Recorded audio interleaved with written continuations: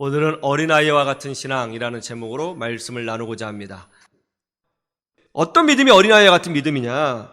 하나님만 믿고 의지하는 믿음이에요. 한번 따라해 보세요. 하나님만 믿고 의지하는 믿음. 15절 말씀 볼까요? 15절 시작. 내가 진실로 너희에게 이르노니 누구든지 하나님의 나라를 어린아이와 같이 받들지 않는 자는 결단코 그곳에 들어가지 못하리라 하시고, 하나님의 나라를 어린아이와 같이 받들지 않으면 결단코 그곳에 들어가지 못한다. 뒤집어 말하면 하나님 나라는, 천국에 들어갈 수 있는 자는 어린아이와 같이 하나님 나라를 받드는 자다, 이런 뜻이에요. 여러분, 받들다가 무슨 뜻이죠? 받들다가 무슨 뜻이냐면 받아들이다, 그런 뜻이에요. 영어로 말하면 accept, receive입니다.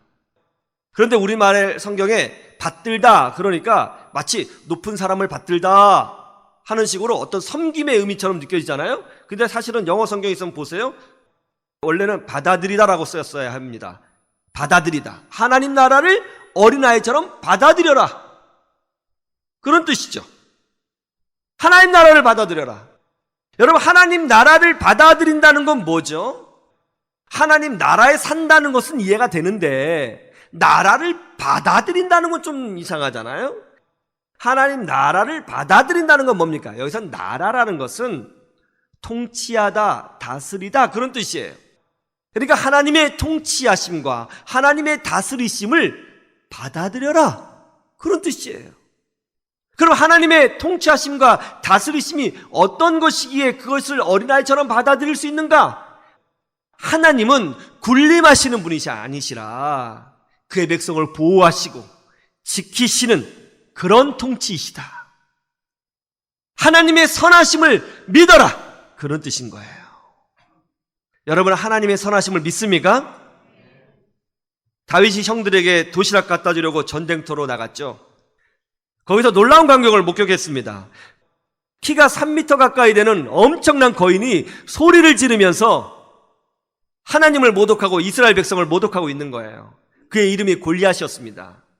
야, 이 멍충이 쪼다들아, 니들이 믿는 여호와가 어디 있느냐?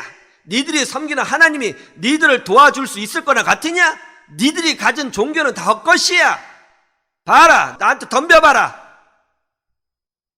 그렇게 하나님을 모독하고 이스라엘 백성을 모독했습니다.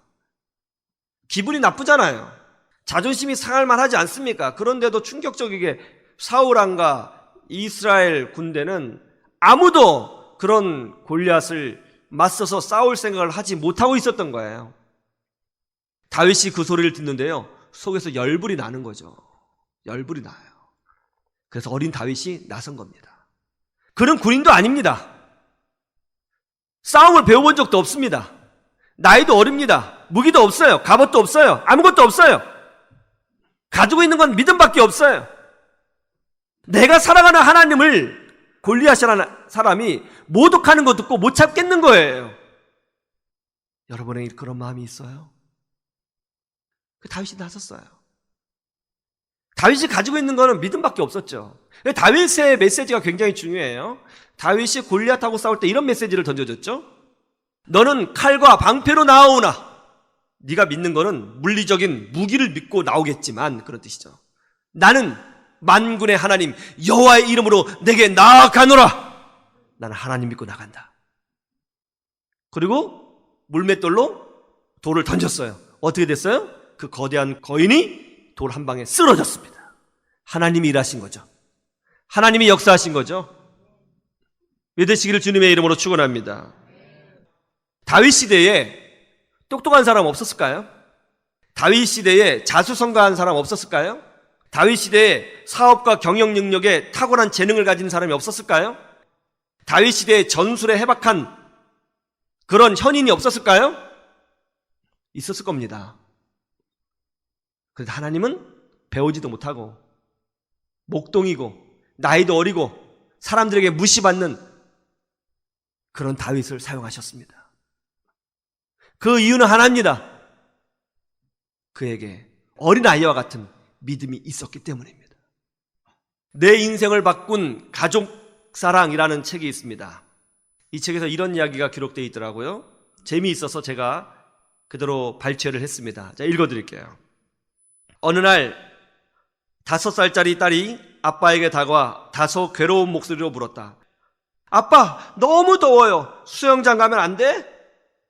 그 아이의 아빠는 딸에게 나중에 가자꾸나 하고 말했다. 자꾸만 왜 오늘은 안 돼? 하고 묻는 딸아이에게 돈이 없다고 힘들게 설명해 주었다.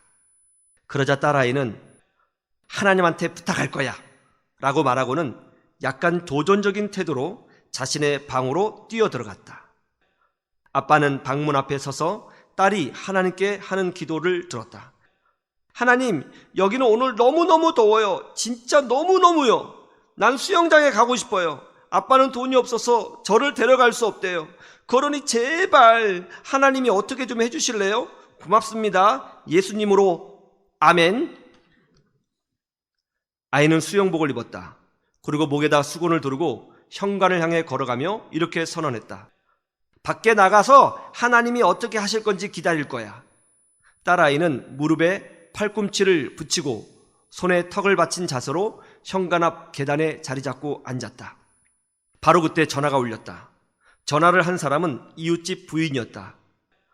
가족끼리 서로 친해지면 좋겠어요. 컨트리 클럽으로 수영하러 가려는데 함께 가면 어떨까요? 저희에게 무료 티켓이 있거든요. 아이의 아빠는 말했다. 좋지요. 그런데 언제쯤 가실 계획인가요? 저희가 아직 준비가 안 돼서요. 그러자 이웃집 부인이 말했다. 괜찮아요. 저희도 준비가 전혀 안 됐어요. 사실은 몇 분 전까지만 해도 수영장 가려는 생각을 하지 않았거든요. 그런데 갑자기 가게 된 거예요. 우리 교회도 보면요, 어린아이와 같이 신앙생활 하시는 우리 권사님들이 많아요. 그저 아멘 하라고 그러면 아멘하고, 교회에서 이거 했으면 좋겠다 그러면 기쁨으로 그냥 하시고, 이것이 하나님의 뜻이라고 하면 그저 믿음으로 순종하는 그런 분들이 계시더라고요. 저는 그렇게 어린아이처럼 신앙생활 하시는 분을 볼 때마다 늘 제가 마음속으로 생각하는 게 뭐냐면, 하나님은 우리 권사님을 나보다 훨씬 더 사랑하시겠구나, 아끼시겠구나, 귀히 여기시겠구나. 어린아이와 같은 순수함이 주는 그 능력은요, 대단한 겁니다. 이 믿음으로 승리하시기를 주님의 이름으로 축원합니다.